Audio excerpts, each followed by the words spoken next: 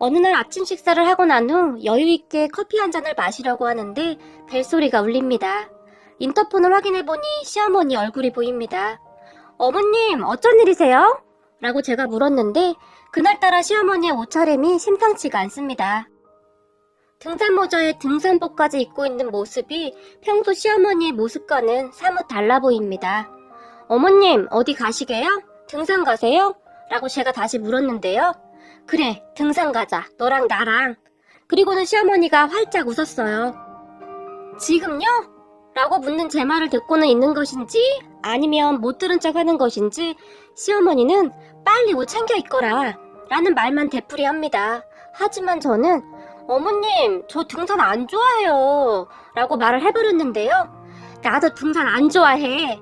근데 오늘은 꼭 가야겠구나 라고 고집을 피우시네요. 그런 시어머니의 표정을 보아하니 결심이 확고해 보여서 제가 싫다고 해도 결국 끌고 갈 것처럼 보입니다. 저는 그렇게 시어머니의 성화에 못 이겨 욕실에서 대충 씻고 나왔는데요. 저를 보던 시어머니가 화장은 안 하니? 라고 묻습니다. 화장이요? 등산 가는데 화장은 왜 해요? 라고 제가 물었는데요. 그런 제 말에 시어머니는 그래도 예쁘게 화장을 하고 가야지 라며 저를 억지로 화장대에 앉힙니다. 그렇게 저는 잘 하지도 않는 화장을 하고 시어머니를 따라 나섰는데요. 그런데 문득 시어머니가 배낭 하나를 메고 있는 게 보입니다. 어머님, 배낭 제가 멜까요? 라고 말을 하고는 배낭을 살짝 들어봤는데요. 맙소사, 배낭이 너무 무거웠어요. 그런 배낭을 보며 어머님, 도대체 배낭에 뭐가 들은 거예요? 라고 제가 놀란 채 시어머니를 바라봤어요. 그런데 시어머니는 그냥 이것저것 이라고 말을 하고는 급히 배낭을 등 뒤에 둘러맸는데요. 어머님 안 되겠어요. 너무 무거워요. 이걸 메고 등산을 어떻게 해요? 도대체 뭐가 들은 거예요? 라고 물으며 배낭 안을 보려고 손을 뻗었는데요. 시어머니가 다급한 목소리로 아니야, 별거 아니야 라며 배낭 안을 보여주지 않았어요. 그날 아침 시어머니는 모든 것이 참 이상하기만 했어요. 그렇게 저는 뭔가 조금 이상하다는 생각을 하며 시어머니와 함께 차에 올라탔어요. 운전은 제가 했고 시어머니는 목적지가 포천이라고 했는데요. 포천이요? 산은 무슨 산인데요? 라고 묻던 제게 시어머니는 산? 산 이름은 모르는데? 라는 이상한 말을 합니다. 어머님, 오늘 왜 이러세요? 산 이름도 모르는데 등산을 어떻게 한다는 말이에요? 라며 제가 놀라서 물었어요. 근데 내가 거기 가는 주소는 잘 적어놨어. 이것대로 치고 가거라. 라고 말을 하며 주소를 보여줬어요. 경기도 포천시 내촌면. 저는 시어머니가 불러주는 대로 주소를 내비에 입력했고 우리는 출발을 했습니다. 차를 타고 가는 내내 시어머니는 핸드폰 속에 사진을 몇 번씩 쳐다보곤 했는데요. 어머니, 그 사진은 뭔데 계속 그 사진만 보세요? 라고 제가 물었는데요. 시어머니가 황급히 핸드폰을 감추며 현정아, 거기 가면 김치말이국수를 아주 맛있게 하는 곳이 있다고 하는데 우리 거기서 점심도 먹고 올까? 라며 아이처럼 신이 난 표정으로 묻습니다. 우리 시어머니는 항상 제 이름을 불러주셨는데요. 항상 우리 현정이, 우리 예쁜 현정이 라고 불러주셨어요. 그래서 모르는 사람들이 보면 시어머니와 저를 모녀 사이라고 생각을 하는 경우도 많았어요. 하지만 저도 그런 시어머니의 부름이 싫지 않았기에 아니 오히려 너무 좋았기에 그냥 기분 좋게 듣고만 있었어요. 현정아, 창문 좀 열까? 바람이 시원할 것 같구나 라고 시어머니가 말을 했고 저는 그런 시어머니의 말에 창문을 살짝 열었는데요. 아유 좋구나. 우리 현정이랑 같이 드라이브 하니까 일이 좋네 라며 정말 좋아하셨어요. 이런 시어머니이기에 저는 시어머니가 무엇인가 부탁을 하거나 하면 절대 거절을 할 수가 없었답니다. 우리 시어머니는 말을 너무나 예쁘게 하는 언어 천사이시거든요. 우리는 그렇게 시어머니가 좋아하는 트로트도 듣고 도란도란 이야기를 하면서 어느새 시어머니가 알려준 주소에 도착을 했어요. 그런데 등산로라 하기에는 무엇인가 조금 이상했는데요. 차를 동네 어귀에 세우고는 걸어가야 한다고 했거든요. 어머님, 가방 제가 들을게요. 그거 너무 무거워서 큰일 나겠어요. 그러니까 그냥 두고 오자고 하니까. 라며 제가 투정을 부렸지만 시어머니는 아니다, 괜찮어. 그리고 여기서 얼마 멀지 않아서 금방 갈 거야 라고 말을 했어요. 그럼 제가 조금 나눠서 들을게요 라고 말을 했지만 고집센 시어머니는 현정아, 얼른 올라가자. 라며 제 손을 꼭 잡습니다. 제 손을 꼭 잡고 걷는 시어머니를 보며 문득 돌아가신 엄마가 생각났습니다. 우리 엄마도 항상 제 손을 꼭 잡고 다녔었거든요. 그렇게 한 10분 정도 올라갔을까요? 현정아, 너 여기 기억 안 나니? 라고 시어머니가 물었어요. 여기요? 혹시 제가 아는 곳인가요? 라고 제가 다시 물었고, 너 어릴 때 여기 몇 번 왔었다고 하던데? 너 이모가 그러던데? 라며 시어머니가 말을 했어요. 그런데 시어머니는 말을 하다 말고는 핸드폰 사진을 뚫어지게 쳐다봅니다. 그런 시어머니 말에 문득 주변을 둘러봤는데요. 시어머니의 말처럼 문득 생각이 나는 것 같기도 하고 아닌 것 같기도 했어요. 여기서 한 10분쯤 올라가면 큰 밤나무가 하나 있다고 했는데 잘못 올라왔나? 라며 시어머니가 중얼거리듯이 말을 하면서 잠시 서서 주변을 두리번 거렸는데요. 저기인가 보다. 찾았어. 라고 말을 하더니 걸음을 재촉합니다. 저도 그런 시어머니를 급히 따라갔는데요.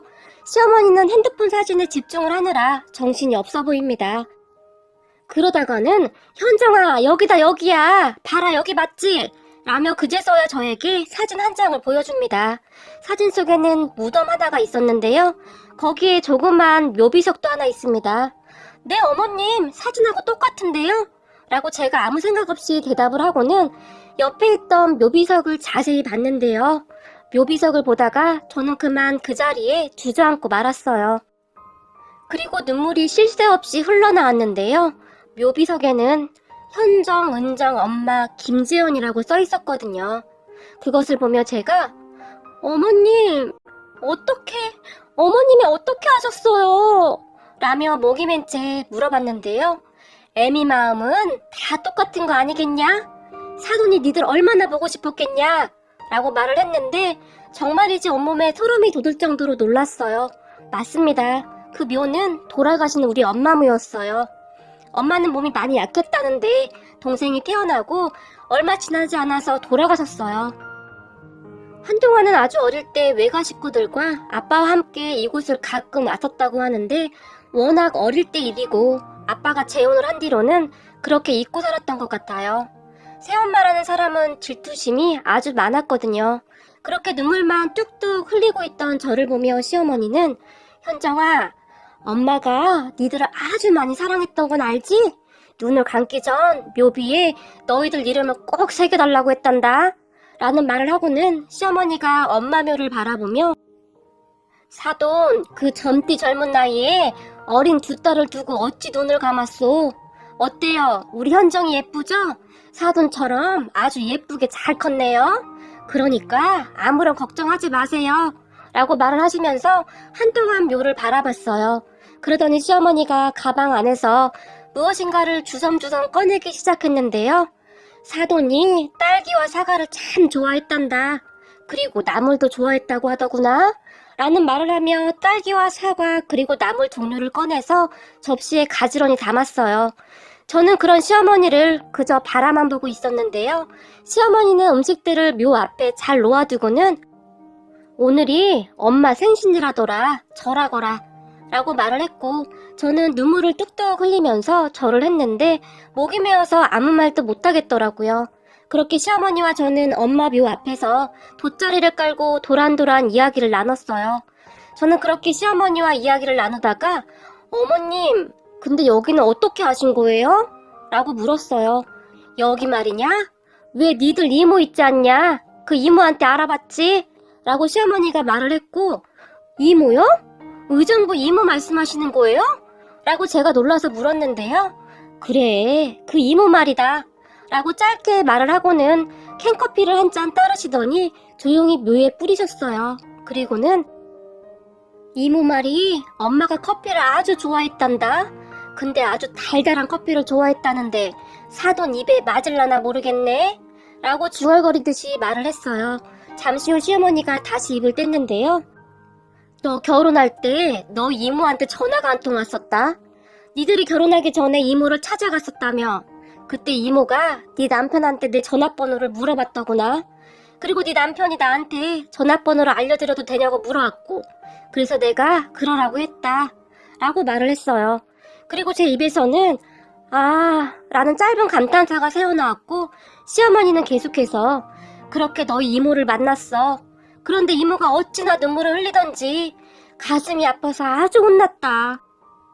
니들 새엄마 눈치 보느라고 잘 만나지도 못했다며. 가끔 학교 앞에 찾아가긴 했다고 하던데 니들한테 용돈이라도 줄까 해서. 그런데 그것마저도 라고 말을 하다가는 입을 다물어버렸어요. 저는 그런 시어머니의 말에 목이 맨 채 고개만 끄덕였어요. 맞아요. 엄마가 돌아가신 후 이모만이 우리를 가끔 챙겼어요. 한 번은 동생 생일이라고 찾아와서 피자랑 스파게티 그런 것을 사줬던 것 같아요.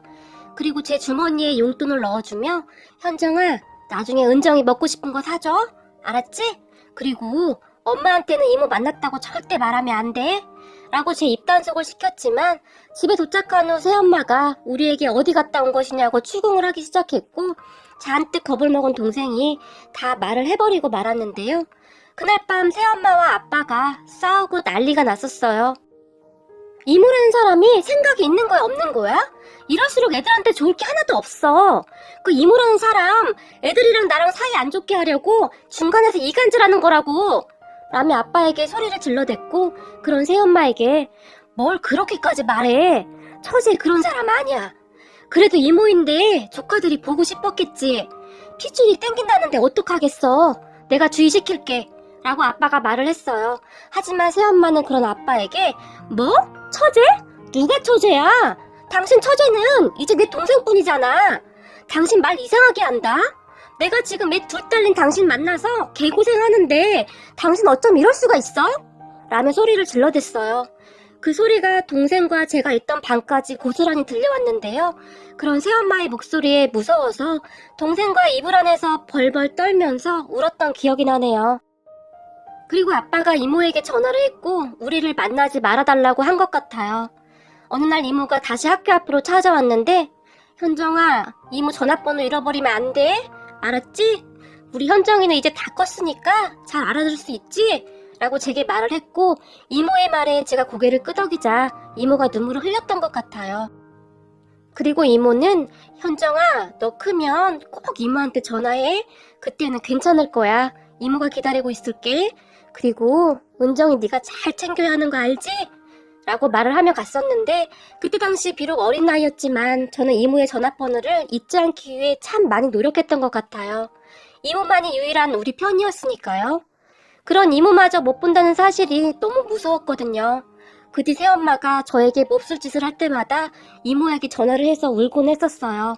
그것도 새엄마 몰래 하느라 참 힘들었었는데 제가 대학에 가고 나서부터는 이모와 다시 만날 수 있었어요. 어느 날 이모 집에 갔는데 이모가 저를 꼭 끌어안고는 훌쩍이며 울기도 했어요. 그리고 그 뒤 이모는 우리를 계속 챙겼는데요. 이모 말로는 돌아가신 엄마가 이모에게 비상금을 조금 맡겼다고 했어요. 언니가 병이 난 걸 알고부터 얼마 못 살 걸 알았던 것인지 나한테 너희들을 그렇게 부탁했어. 니들 아빠야 젊은이 재혼을 할 것이라고 생각했던 것 같고 새엄마 밑에서 자랄 니들 생각에 맨날 눈물바람이었어. 한 번은 나한테 통장과 카드를 주면서 돈을 찾아오라고 하더니 니들 커서 결혼할 때 주라면서 내 손에 꼭 쥐어주더라 라고 말을 했는데 이미 이모의 얼굴은 눈물 범벅이었어요. 엄마는 죽음을 눈앞에 두고서도 마음 편히 눈을 감을 수가 없었던 것입니다. 아직은 너무나 어린 딸들이 얼마나 눈에 밟혔을까요? 그런 엄마의 마음이 고스란히 와닿아서 가슴이 시리도록 아파왔어요. 그리고 이모는 항상 우리 자매를 챙겼어요. 하지만 앞에 나서지는 못했고 제 결혼식에서조차 보이지 않는 곳에 숨어서 지켜봤어요.